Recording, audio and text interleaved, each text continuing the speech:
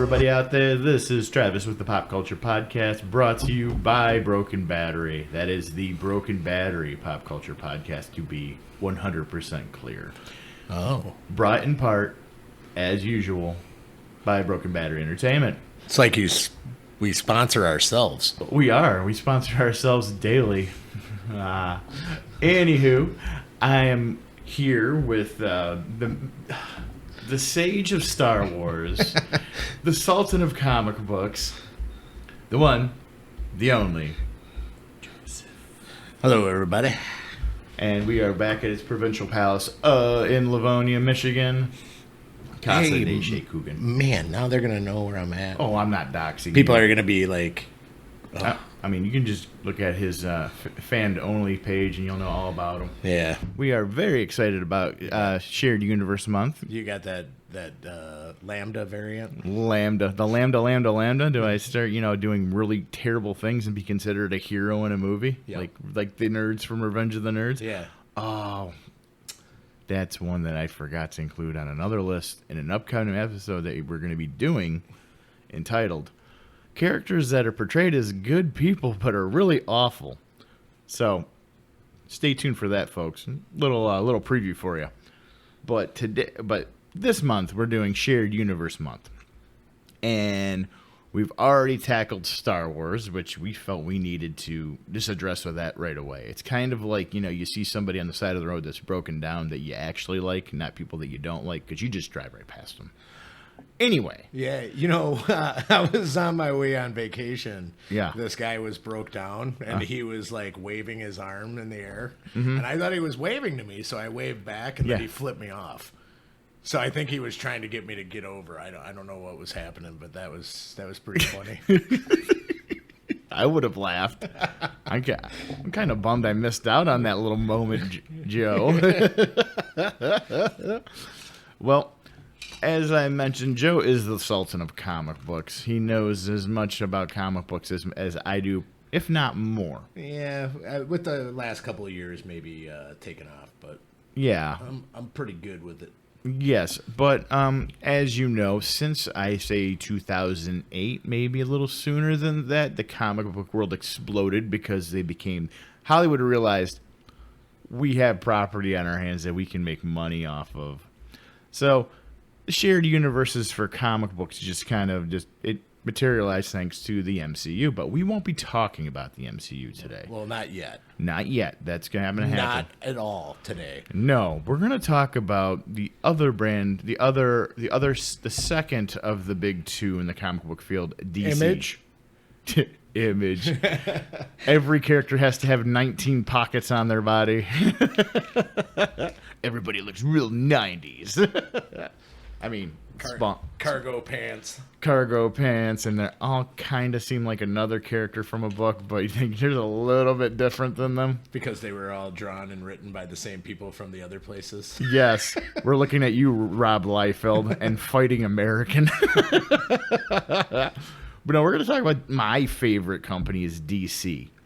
And I think I love DC so much is because it's more of a mythology than Marvel is. Don't get me wrong. Marvel is a rich storytelling, great thing, iconic characters. I love Marvel comics too.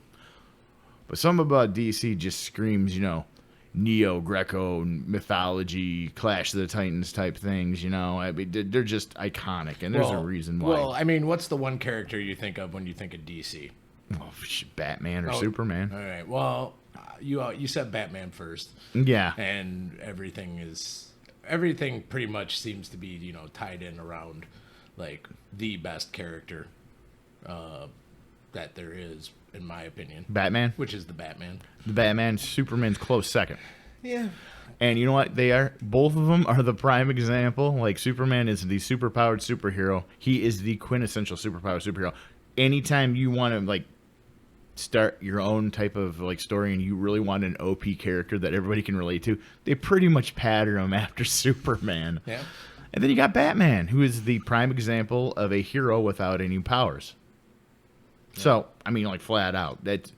And there's a reason why DC dominated for so long doing movies and TV shows is because those characters are so recognizable. I mean, the 90s, that was 89 that Batman came out with Tim Burton. Yep. And then before that was Superman with Christopher Reeves. People remember that they have staying power. Hell, they're even coming out with books that are continuations of the movies. Mm-hmm. But and then like reprising their roles in like the new Flash movie, where actually like Michael Keaton's actually going to be in it. yeah, I know. So I mean, and somebody's like, "Well, what about Christopher Reeves?" I'm like, "Dude, too soon. well, You're a couple of years too late." I mean, what are they gonna do?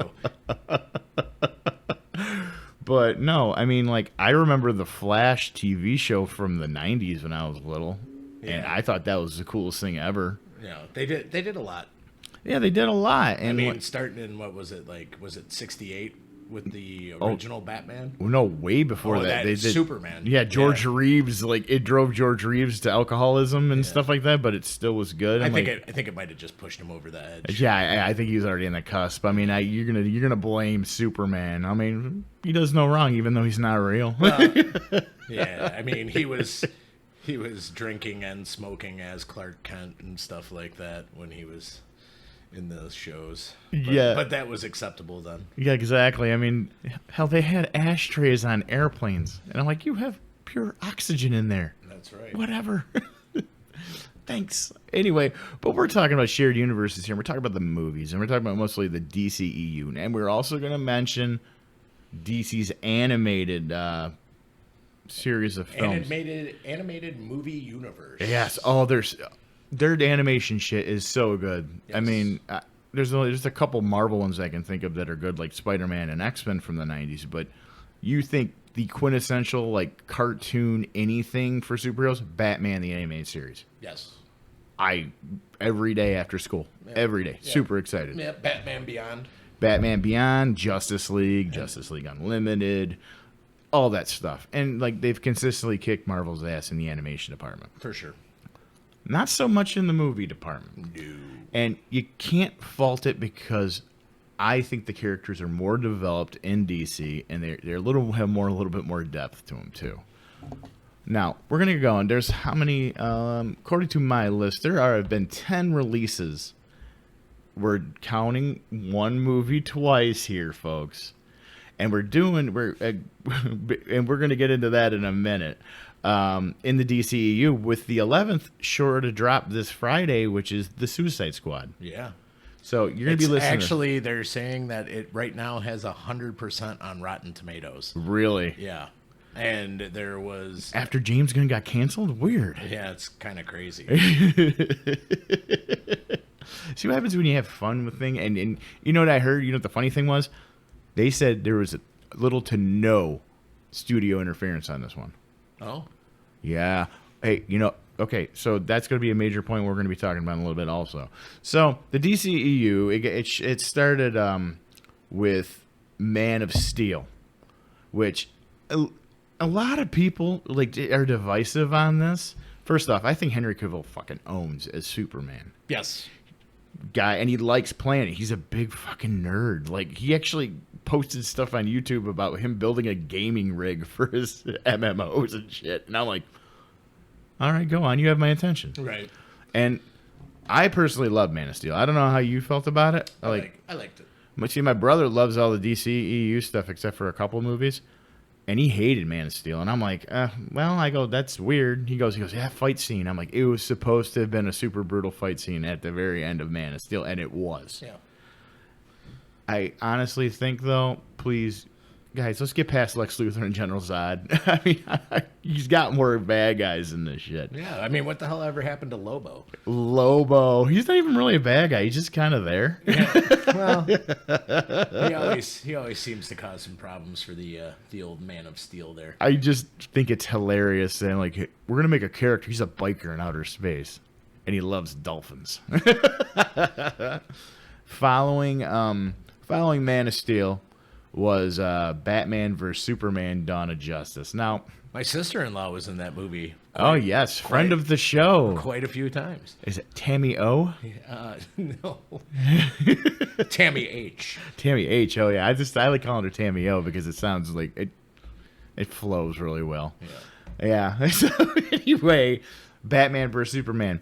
If you're gonna watch this movie, please watch the Ultimate Edition because this was a prime example of studio interference. Yeah, it was much better. Oh, yeah. I mean, I watched it. I'm not saying that it crawled in the theater when I went and seen it, but I mean, like, some shit just didn't make sense because they cut whole storylines out of Batman versus Superman. Oh yeah, it was definitely some stuff that didn't need to be cut out, and I mean, it extends the movie by at least a good 30 minutes, right? Absolutely. Yeah. And and the guy, the Godfather on this was Zack Snyder. They charged him. They're like, "Hey, Marvel's doing really good things, and they've been doing it since 2008." Now, mind you, they wanted to start their shared universe 5 years after that. So, like, let's just do it all at once. I'm like, eh. And we're going to get to why it didn't work. Right. So, following that, Batman vs. Superman happened. And, again, watch the Ultimate Edition. I love the fight scene in this between the two of them. Yes. They could have done without Doomsday. They could have done without the Death of Superman storyline. But it wouldn't have made sense in the other movies. I mean, there was an overall arc for this shit. I mean, they had to do something to bring them all together. They could have. I think they did a good job with the Avengers in bringing them all together. They didn't have to kill someone off. Well, they did kill someone off. Well, yeah, I it's guess. like history repeating itself over. Yes, and over and over again. So from there, so spoiler alert. I always say this. Superman died in Dawn of Justice. Oh my! He did. He did. Oh. You're like, I'm in console. I always fall asleep at the 1 hour and 45-minute mark. He died, and then we gonna transition into Suicide Squad. Suicide Squad, if you're not really clear on Suicide Squad, you haven't seen the movie or anything, it's about a bunch of villains, okay? I don't know why they decided to go with this because they didn't even establish all the fucking heroes for these villains. Yeah, they really didn't. Yeah, so they didn't establish the heroes. So and then they want to like bring all these villains in. They're like, okay, yeah, I know the Joker, even though he's a Cholo Joker. I didn't mind him. I didn't mind him. They did the more gangster-esque thing, but I mean, to me, the Joker's not really a gangster. I thought he looked more like the Mask. He did look like So they got the Joker, got Harley Quinn, which was, of course, everybody was clamoring for Harley Quinn, and they cast the perfect actress to play Harley Quinn. Yeah, Margot Robbie. Yep. And then they bring in a Flash villain. I'm like, okay, and they show the Flash for 5 seconds in the movie. I'm like, okay, but not everybody watches the fucking CW. So anyway, Well, I mean, that's not even the right universe. no, So, it's not because there's a multiverse, and we're Yes. going to get into that too. oh goody. Goody. So do that, and who else was on the team? Like Katana, who was not a bad guy. And they do good jobs introducing who Amanda Waller is, and Rick Flag, and like Enchantress. Well, I mean, part of my problem is it's like, so these villains are driven by the fact that they're gonna get off, time served. time off of their sentences for whatever they've been caught for, Right. and which is a good driving force for everything. Yes, there's motive. But then there's the other part of the story that I just didn't get is why they gave a shit about each other at the end. It just didn't, or at any point in the movie No. when they gave a shit about either one of them. Like, they should have just been like, somebody dies, they just keep going, and they're like, okay, cool, I got to do this. Right. And I still got to do this. I don't care about that person. I'm gonna save this person because they're probably gonna save my ass later. Well- not so much that I care. Right. Like, no, for instance, like, okay, so Deadshot, they totally humanized Deadshot. I'm like, this is a man that murders people for money. Right. Right. And then his daughter's telling him all about, like, he's helping her with math. And she's like, oh, so if you shoot somebody, I'm like, yeah, because kids do that. So anyway, Well, I mean, all I know is I'm pretty sure that there's a different cut of this movie, and it's called the Ayer cut. And it's out there just like the Snyder cut was out there. Oh, are you talking about like the one that came out on the Blu-ray special edition, the extended one? No. Oh, no, I didn't see that. because again, one thing. Oh, you mean there's another cut whole another cut that we should be clamoring for and blowing up the Twitterverse with? Yes, we're not condoning that. I don't condone harassing people, but maybe if they realize, hey, keep your fucking fingers out of the cookie jar. good stuff's going to come out of this, especially with this kind of content. Well, anyway, apparently Air had a cut. It was vastly superior. And that director even came out and said, this isn't my movie. So transitioning from there. I think we go to Aquaman? No, we go to Wonder Woman. Oh, yeah. Sleepy time movie for me. Oh, you didn't like Wonder Woman? Yeah, I guess it was all right if I could stay awake for it. I enjoyed Wonder Woman. I think you're being made to say this. No, I did enjoy it. It was about time she had a movie because Yeah. she's like the quintessential female superhero. So, like she's like the gold standard for them. Sure. And I liked it. I like period pieces stuff. It's like when Marvel did the first Avenger. I really liked that movie too because I did enjoy that movie. But it did a good job. Gal Gadot's perfectly cast as Wonder Woman. It was a solid story, except for the casting of Ares, which was very bad. I don't see the God of War with a handlebar mustache. So. I didn't even realize that Ares was the villain in it. I didn't even make it that far. He was manipulating everything from behind the scenes. Oh, yes. Okay. Well, I didn't make it. I know. Maybe I should watch it. Maybe you should rewatch it, Joe. So we're not. I really can't bag on Wonder Woman all that much. The No Man's Land scene was very good. It was very good, and the riff that Zack Snyder helped develop that first showed up in Batman vs Superman, because the first time you see Wonder Woman in the DCEU, she shows up in Batman vs Superman. Correct. I don't know if that should have happened or not, because I think it was just too overloaded. I think this is what happens when you rush an entire universe. Exactly. Like they could have made mention, or she could have showed up in all those little videos in Batman versus Superman. You know how they had like the Aquaman symbol, and they clicked on it, you see a little bit of them, see a little bit of the Flash and shit like that. You could have done that. I'm not saying it wasn't good. It was fine. But, give it a little more, a little more time. Let it grow a little bit. No. Force feed me everything.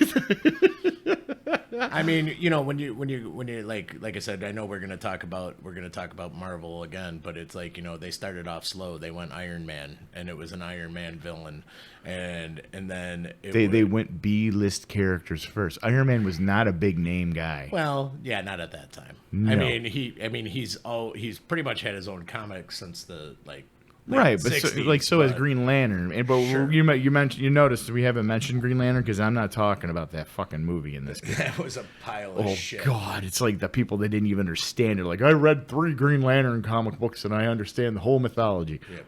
So we're not including Green Lantern on here, and hopefully Ryan Reynolds goes through every podcast in the world looking for this. So we're with you, Ryan. The best part of that movie was the end. The credits. So transitioning from Wonder Woman, because Wonder Woman actually set up the next movie, and this movie is the most divisive movie in the DCEU. This movie shoehorned all their iconic characters together, and it was Justice League. And it was the theatrical cut of Justice League, which, it's poop shoot right there. This movie felt like it was on fast forward. Yeah. And it just did not fit the tone of any of the other movies that were shot so far that were supposed to be cohesive with everybody. It didn't even make any sense. It didn't. No. And I blame Joss Whedon for this. I mean, Joss Whedon's done some good stuff. I liked Serenity and Firefly and stuff like that. And I love the Marvel's Avengers. Yep. He butchered this movie. And he really took something, because another cut of this movie came out. And if you don't follow anything, the fans forced this cut to come out because I think Warner Brother executives had egg on their face when it came to this. Oh, absolutely. Because they kept on putting their hands in there like, we got to get involved with this. And keep messing with this shit. No, don't. Because I'm going to skip ahead and just talk about the Snyder Cut, which was released on HBO Max this year. Vastly superior. Absolutely. Oh, by God, it was one of the best comic book movies I've ever seen. Super, super long. It made up for the entire wait to watch it. I think I've sat through it at least 2.5 times. This is true. I've sacrificed 12 hours of my life to this movie, and it does not get dull each time. Sure, maybe there's some spots where there's a little too much slow motion, and the girl singing in Norway. Yeah. Whatever. It's okay. I mean, how about the fact that you're going to, introduce the ultimate like bad guy in the DC universe, pretty much the iconic villain in the DC universe. Oh, absolutely. In the theatrical cut, Yeah. you're gonna mention him, but you're not gonna show him. Nope. And see, you took the advice we just said about Batman versus Superman, and you put it into that, and it doesn't work that way because you have his minions on Earth. Right. Jesus, I got goosebumps when I heard them mention Darkseid in the theatrical cut. But when I saw him, oh my God, I was like, oh, that's awesome. Right. Yeah. No, it was great. Oh, it was sick. And like everybody, the character design was great. Steppenwolf was 10 times better in this one. Like he actually had motive. Yeah. Because there's such thing as static characters, and then there's dynamic characters. Dynamic characters actually evolve throughout the whole story. Static characters kind of like, I'm here, I'm a bad guy. Bleh. Those guys are fucking boring. Right. Steppenwolf was actually talking like, hey, I want to come home. This is not good. You know, I killed the people that were trying to steal his throne. And he doesn't care. He's fucking Darkseid. I'm never wrong, says Darkseid. And you know what? Looking at him, I'm inclined to agree with him. Right. But no, Snyder Cut was amazing. I'm so glad that the fans pushed it out there. Warner Brother executives, you're a bunch of dildos. Anyway, so we're going to go to 2018 following the theatrical release of Justice League, and we're going to talk about the King of the Seas himself, Aquaman. And somebody I know strikes a very like a resemblance to him. I just can't put my finger on it. Nah, dude, I cut my hair. Joe's name's actually Chasing Mimosas because you always said he reminds us of Aquaman. I always forget his name. I just call him Aquaman now. Yeah. Yes, or Khal Drago. So anyway, Aquaman. I got really no bad thing to say. Yeah, my buddy Matt, he said it was too much like Tron, and I'm like, I don't know what the fuck you're talking about. It's saying this movie is like Tron. I don't get it. Well, no, because Tron couldn't exist underwater. It's a computer. Yeah, The computer can't go you underwater. understand? It's just all neon. So no, it's not like Tron. And the thing is they got Aquaman's villains absolutely right in this. Yeah. And I'm telling you, Black Manta is one of my favorite bad guys. Yeah, I think I even from like the original like Justice League cartoon from Saturday mornings, like he was always like my favorite. Want to know why? Because he actually caused tragedy in the superhero's life. He killed his baby. Killed his baby. Right, and you know, and the other thing too is like you know, like it was either that or like Salman Grundy. Like, I like those guys, even though they, you know, he just smash. Come on. You know, I'm Zombie Hulk. yeah. So, and you know, and the storyline was pretty decent. And you finally actually seen, you know, Jason Momoa's Aquaman in actual Aquaman garb, his actual suit. Like, Yeah. But his suit didn't look lame. It didn't look like an orange T-shirt with some like pantyhose on and an A for a belt buckle. and an A for a belt buckle. It would look like freaking chainmail. It looked sweet. Yeah. Well, I mean, let's be honest. It was fish scale. It was fish scale. Yes. Wasn't chainmail. Shark scale. It was. Sharks don't have skill. Oh, they Travis, don't. Yeah, that's they're right. smooth. Yeah. Oh, yeah, Shark Week just happened. I should have watched it. Yeah, maybe you should have. Spotlight on Shark Week this week. Last week. Whatever. This is going to be a month down the road, so it doesn't matter.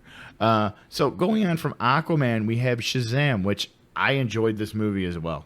If, honest truth, if I were to reset the DCEU, like if I could go back in time, I would start with like Aquaman, Shazam, the lesser known characters. Like people kind of know them, but not really. Right. I would introduce them and build it up like, you know, I absolutely hate comparing it to Marvel all the fucking time because I really don't. Well, you have to compare it to Marvel Because it was a good blueprint. Well, yeah, because you have to compare it to Marvel because there is nothing else to compare it to. Right. I mean, in the beginning there were two comic book companies, and then so you have to compare it. Right. I mean, that's all there is to it. But now you have several comic book, companies and stuff like that, and a bunch of indie creators and stuff like that. I mean, there's no way. You're right. It's not fair to compare it to it. We probably would feel better, but Marvel did such a good job that DC. It was so obvious that DC fucked this up. Oh, that's it. I wouldn't even say DC fucked it up. I would say Warner Brothers fucked it up. Because Warner Brothers owns the rights. Marvel has their own studio.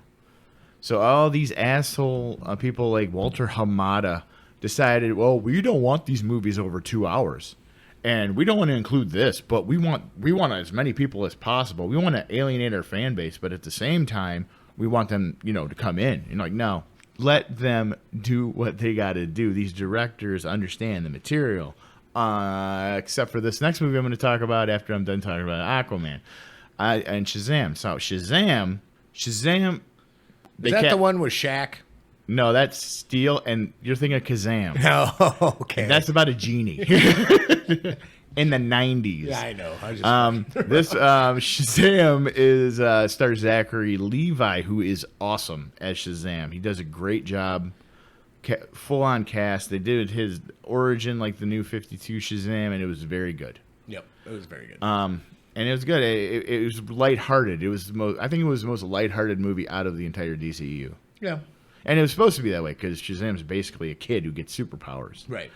But I don't have anything negative to say about that, and most of them I don't. This next movie, however, is the biggest piece of shit floating in the punch bowl of DCEU. It is Birds of Prey. Oh, God. Yeah, this movie should have never got made. I felt dumber for having watched it. Oh, I did. And even the fact that Margot Robbie's in it. Yes. It didn't do anything. No. I mean, it started and you thought it was going to go somewhere. And about the only funny part about it was the hyena for a pet. Yeah, that showed up. That's what she did in the book, and I'm like, that's okay. There you go. Yeah, I mean, I get that, but I'm saying like the hyena, the scenes with her and the hyena, and like the hyena just eating people and stuff like that. That was the only like good part of the movie. Right. They straight up butchered one of my favorite Batman villains, Black Mask.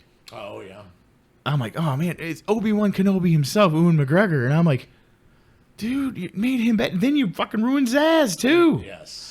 And then you ruin the Black Canary. Yeah. And then you ruin Huntress. And I'm like, stop. Yeah. No, it was that movie. Yeah, you're right. It is, to coin my favorite phrase, is a pile of shit. Like it literally is. I look at it, I want to plant a flag in there that says Birds of Prey. It is the worst movie in DCU. Didn't they change the name of it to be like Harley? No, like, Birds of Prey and the Fabulous Emancipation of one Harley Quinn. Right. Yeah. So I mean, they would have really messed up if they would have did like Suicides, like put it as a Suicide Squad like spin-off movie. Yeah. I think that they would have tainted that Suicide Squad name. I think so too. And it looks like they're going to redeem the Harley Quinn character with the upcoming Suicide Squad movie. That everybody's like, oh, it's a soft reboot. I'm like, no, it's continuation because it's the same characters, and that's what the Suicide Squad's all about. It's just rotating. The next job. Yeah, it's the next job, and whoever survived. I mean, and they pulled out some real B-list characters for this upcoming movie. Polka Dot Man. Who actually, I saw an interview with James Gunn today that he actually said that Polka Dot Man is like the biggest waste of space in the DC universe. Oh, I agree. That or Kite Man. Yeah. So anyway. Condiment King. Condiment King. That's from the animated series of Batman.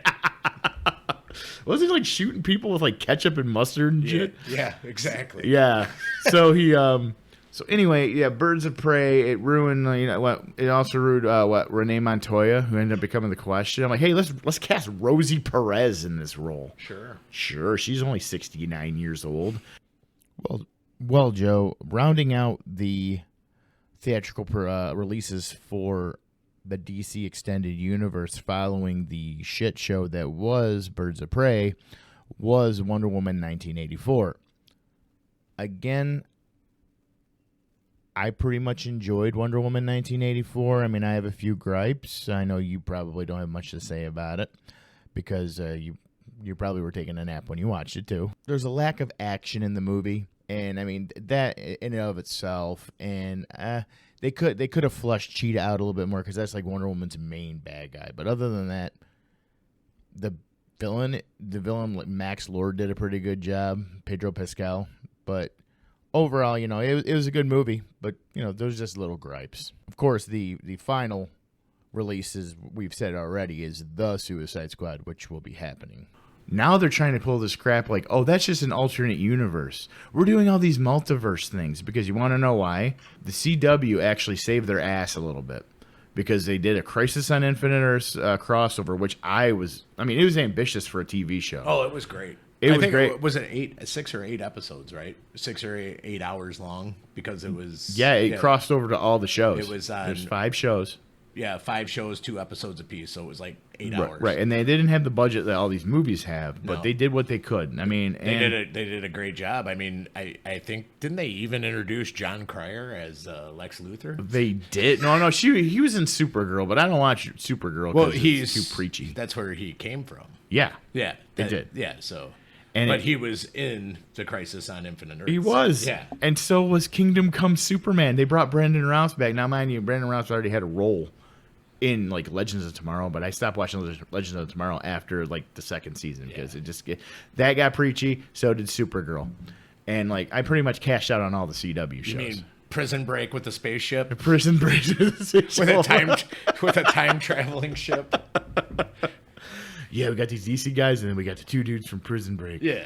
It's kind of like Captain Cold. Yeah, kind of. He goes into a bank and shoots his ice gun up in the air and just gives it over and goes back to prison to save his brother Heatwave. But anyway, so they did that, Chris on Infinite Earths, and I didn't really mention the casting of the Flash much so far because I wanted to save it because he showed up in Crisis on Infinite Earths as the Flash. Yes. And- Ezra. Ezra Miller. Yes, Ezra Miller, yeah. And not Ezra Bridger. No, that's the guy from Rebels. Yeah. So anyway, he showed up in there, and I geeked the fuck out because I didn't see it coming. Yeah. And I was like, oh my god, they tied it all together. Yeah, they were actually supposed to put Michael Keaton in that one too, but they decided to save him for the Flashpoint movie. Good. And I know Batfleck's coming back. Yeah. And I'll tell you something right now. I was so skeptical as Ben Affleck as Batman. He did a good job. He owned as Batman. And I tell you right now, having watched the Whedon cut compared to the Snyder cut, Ezra Miller's Flash was much better. was 10 times better, as was he played Cyborg, Ray Fisher. Okay. I was gonna say Ray Parks, but like that's Darth Maul. Like, so anyway, yeah. Cyborg's character is like the center point of the entire story. Like Right. it was so freaking good. Yeah, but there's the other part of the thing is like with DC. So now DC's doing, they did Swamp Thing, which Should have got another season. should have got another season, and Doom Patrol, and then they're doing Titans, which comes out 3rd season August 12th. Yes. But they they threw in Cyborg into. So they got 2 different versions of Cyborg. Yeah, so I mean that's what they're it's just like they just keep on like doing things like like these have to be different universes because Because we got 2 different actors. right. I mean it doesn't make sense. No, it doesn't. I'll tell you right now, Doom Patrol's a good show. It is. And I love Titans. Titans is very good. Right. Stargirl's even really good. Yeah, I completely forgot about that. That show was moderately entertaining. Yeah, and and we're mentioning all these TV shows because it actually kind of folds into the DCEU because of Crisis on Infinite Earth And the Arrowverse. and the Arrowverse. Oh, I don't want to talk about the Arrowverse. Come on, man. Let's talk about Like that. I liked Arrow in the first couple seasons, but the thing was, I'm like, Arrow's not Batman. No. They really tried to make him like Batman. Right. But another article I read today is that Jensen Ackles might be playing Batman on the CW.